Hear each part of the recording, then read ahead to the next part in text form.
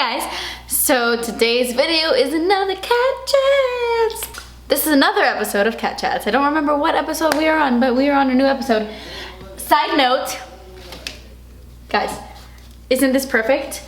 An amazing subscriber named Amy sent this to me in my P.O. box and I nearly cried when I opened it. I vlogged it. Oh my god, it is so cute. And little K, like my name. Oh my god, I love it.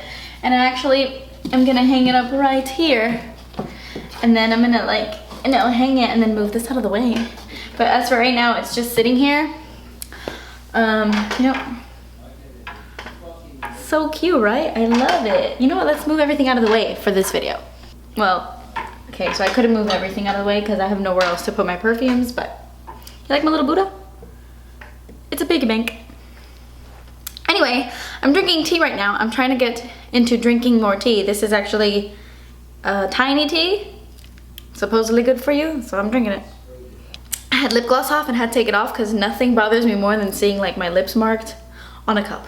So today's Cat Chats is gonna be part 2 of story time.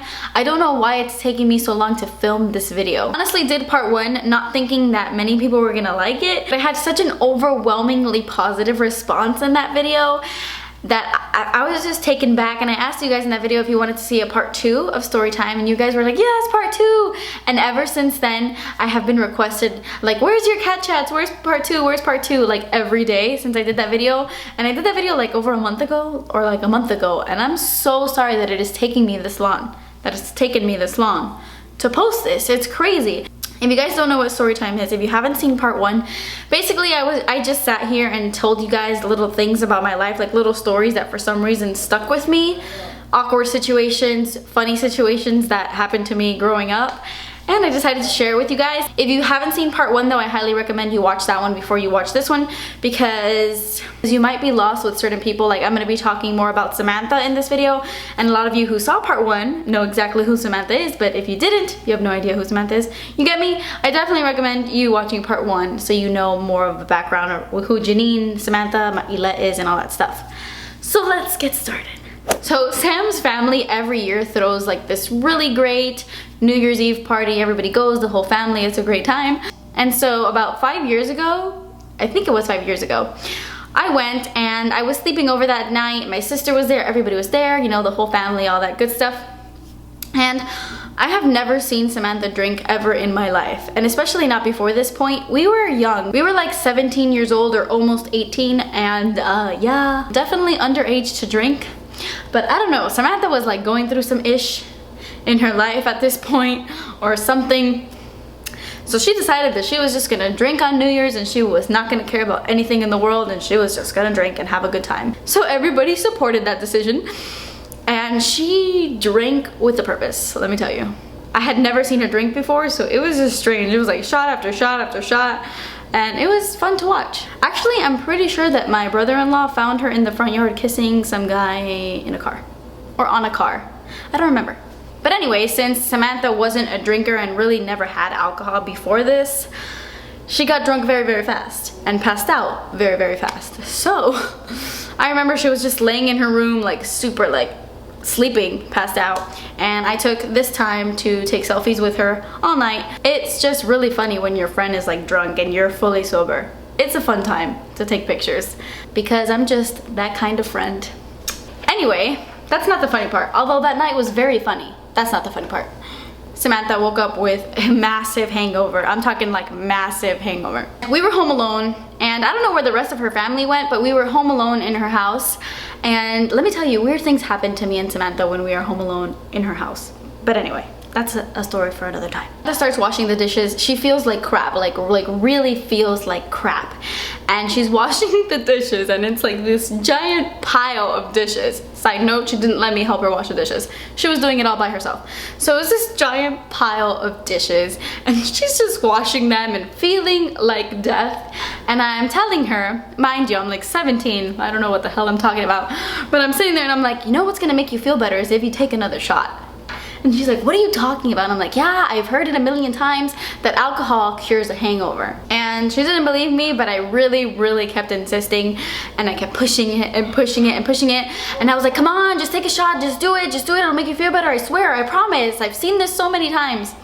So at this point she's like aggravated and almost done washing the dishes, and I'm like, Samantha, you are such a wuss, just do it. And if you know Samantha, you know that you cannot call her a wuss, because if you do, she'll do anything you tell her to do as long as you tell her she's a wuss. She will jump off a building if you tell her, you're not gonna do it, you're such a wuss. She'll be like, really? And jump off a building and die with a purpose. So after I called her a wuss, she's like, fine. So we went into like her mom's cabinet and we got like, I don't know, what tequila, I don't even know what it was. And I poured a shot for her and I handed her the shot glass, and she's done washing the dishes. She's standing over the sink and she takes this shot of alcohol, and immediately I could see the look of regret in her eyes. Immediately. All of a sudden she just projectile vomits all over the dishes she just washed. Like hardcore pukes all over these clean dishes. And then she like looks up at me with this face, and I'm like, oops. Moral of the story, don't offer your friend a shot of tequila when they have a hangover. So let's talk about karma really fast. Karma exists. I mean, sometimes you have your doubts about karma, but more often than not, I mean, it slaps you right in the face. One time, my cousin and I are walking in school, Janine, we went to the same high school, so this is driving me nuts. I keep hitting it. Like, what is even life? There we go, that works. And I remember there was this guy who was like madly in love with Janine, like obsessed with Janine. And this was really mean for me to do. Like, I think about it all the time and I'm like, people in high school are so dumb. No, not that everybody in high school is dumb, but I definitely was.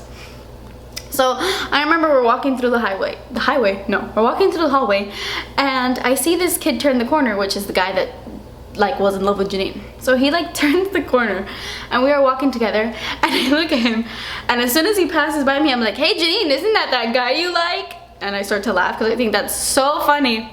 And she looks at me with his face, like her face turns bright red, and that kid like turned around like, what? Like Janine likes me, whatever. And then he just kept walking and we kept walking, and then I started to crack up. I thought it was the funniest thing I had done all year. And then we turned the corner, and as we turned the corner, some kid turns another corner, and it's a guy that like had a crush on me, but I tried to avoid 90% of the time because he was very, very strange. Like, and I like strange, I love strange, clearly I am very strange, but he was like creepy strange, very creepy. And then he turns the corner, and as soon as he turns the corner, I look at Janine and I'm like, oh no. She looks back at me and she's like, yeah. So the second he walks by, she looks at me and she's like, Kathleen, isn't that guy you like? And then he turns around, and then I turn bright red, and then to top it all off, he texted me for like 4 days after that to ask me if that was true, and did not let it go till I graduated high school. Did not let it go. So that's another lesson I shall pass on to you. Be careful what you say.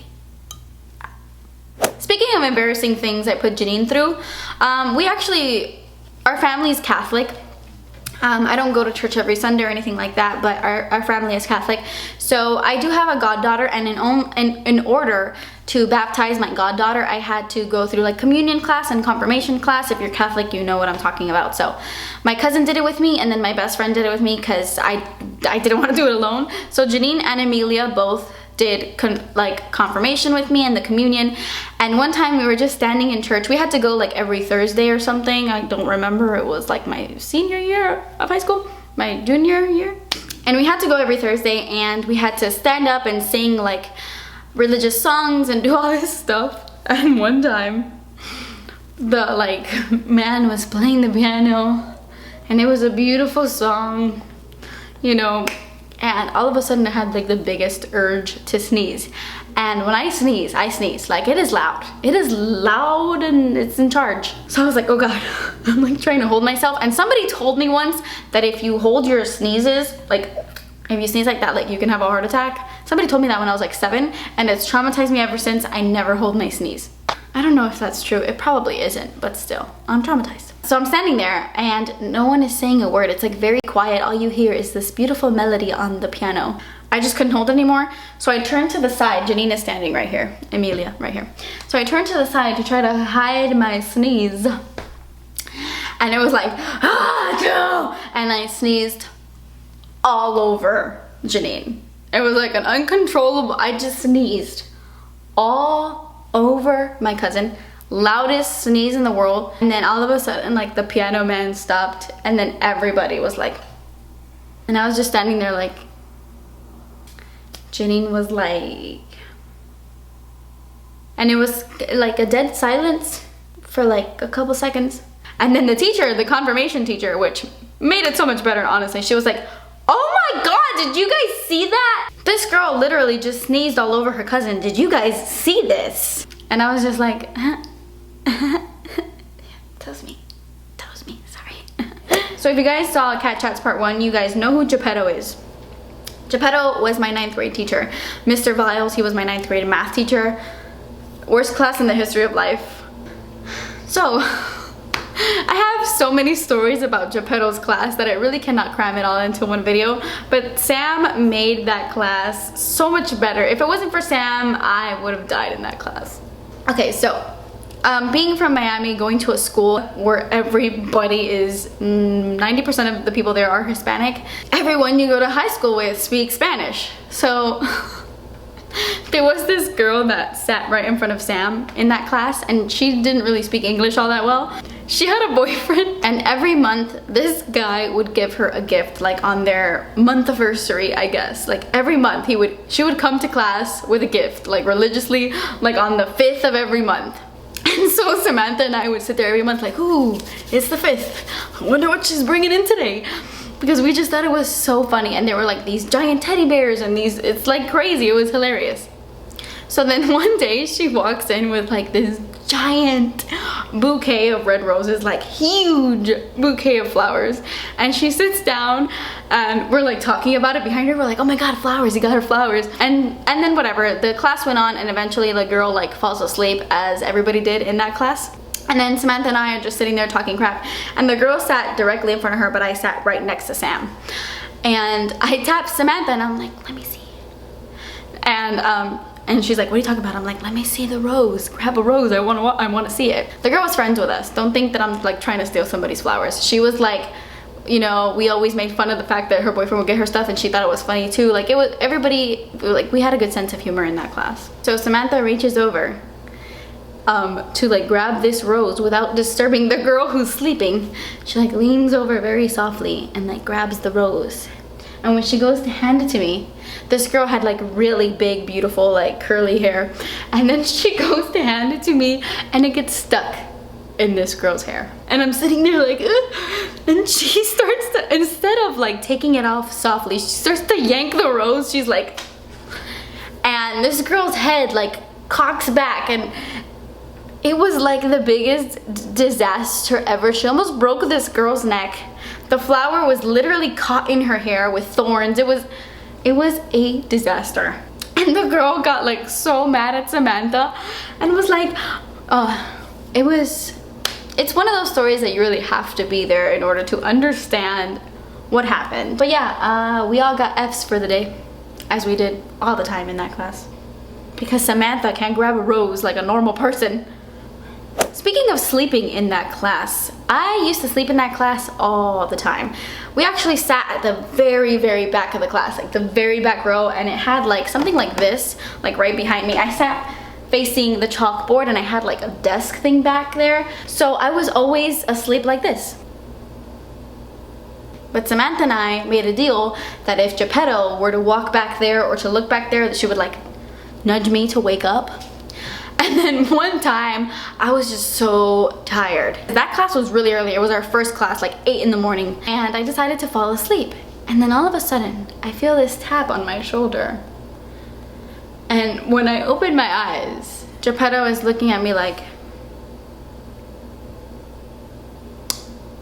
And I get up and I have literally that white crusty stuff that happens when you drool. I had all the little white crusties all the way down to my neck. And I get up like... I look up at him and he's like, you have enough for the day. And he walks away, and I look over at Samantha and I'm like, and she was like, Sorry. I literally was asleep like this. Everybody was staring at me. Geppetto walks away and everyone is staring at me with white crusties coming down my face. I have a lot of stories about my best friend Emilia. I swear she says something ridiculous and funny every day of her life. And sometimes she says things and I'm like... And one time my parents were still together and they were like renewing their vows. And we were sitting in my room and my mom walks in with like these really pretty pearl, this really pretty pearl necklace. And she hands us the pearls and she's like, oh my god, look, they're real pearls. I got them to renew my vows with your dad. They're real pearls, they're beautiful. And Emilia's like, they're real pearls? And mom is like, yeah, they're real pearls, they're gorgeous. And like she hands the pearls to Emilia. And I'm there talking to my mom, you know, we're just talking about like the vows and stuff. And I look over at Emilia and she's like,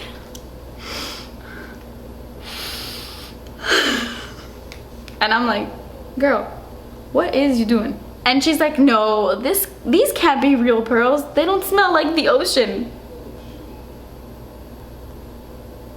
True story.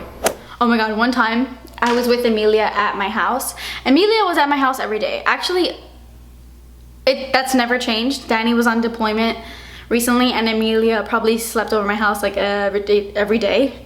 When I'm in Miami, she's with me every day. So whenever there was like a hurricane or the power went out, Emilia would come over my house. Her dad drops her off. We're like in high school. I think it was like my freshman year of high school. And Emilia's dad drops her off and we're just hanging out in my house because it's like a huge hurricane and then all the power goes off.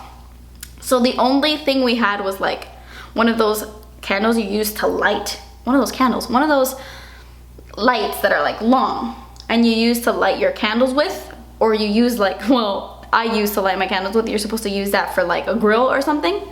So that's the only source of light we had. So Emilia's like walking around with this like light thing that's like really long. And for some reason I'm like playing with hairspray in my room. I don't know why.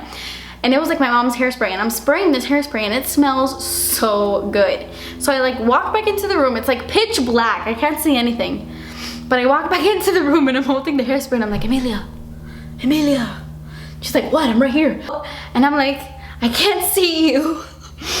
And she's like, I'm right here. And I'm like, I can't see you, but smell this hairspray. And the second I press down on the hairspray, Emilia turns on the lighter. You saw nothing but this giant ball of fire. Like she lit it and I sprayed the hairspray and it went like right in her face because she was holding the lighter. And it was like, my whole room lit up. I freaked out. I dropped the hairspray and I'm pretty sure Emilia was missing an eyebrow for like 2 months. Hairspray and fire, they don't mix. Actually, another thing that I accidentally put in Emilia's hair, we were at her house one day and I don't know what she was telling me. She knows I hate cockroaches. Like, I hate cockroaches. I'm not really scared of bugs at all. I'm not scared of any of that stuff. But cockroaches freak me out. I hate them. And then one time we were at her house and there was like a cockroach in the ceiling of the bathroom. Like her ceiling on her bathroom was clear and you could kind of, it was weird. But I saw a cockroach and I call her and I'm like, oh my god, there's a cockroach. So she walks in there, she's like, who cares? And I'm like, I really have to pee, but I don't want to pee because there's a cockroach in there. She's like, are you kidding me? That's ridiculous, just pee. So I left the bathroom and then 10 minutes later she like leaves the bathroom and goes into the kitchen and she calls me from the kitchen. She's like, hey Kat, come here. And I'm like, and I walk into the kitchen, I'm like, what? And she's like, look. And she holds the cockroach right in my face. And so I scream at the top of my lungs and I'm like, ah! And then I flick it because that's like my initial reaction is to flick it. And the cockroach went right into her hair, like right here. I flicked it and it went right here and she's like, ah! She starts to freak out and scream. And then I threw myself on the floor cracking up so bad because I didn't mean to flick it in her hair. But then her reaction was hilarious that I peed all over Emilia's kitchen floor. I peed everywhere. I had to pee so bad that I laughed so hard that I peed on her kitchen floor. If that doesn't create a strong friendship, I don't know what does. I know that this video may seem kind of stupid because these are kind of stories that are only funny in the moment, like you have to be there to understand kind of thing, which is true, you kind of had to be there, but I just want you guys to get to know me on a more personal level as well, so So I hope you enjoyed this video anyway. My camera literally is about to die like any second. Thank you guys so much for watching. I hope you enjoy my cat chats videos. Please subscribe if you haven't already, and I will see you in my next video. Bye!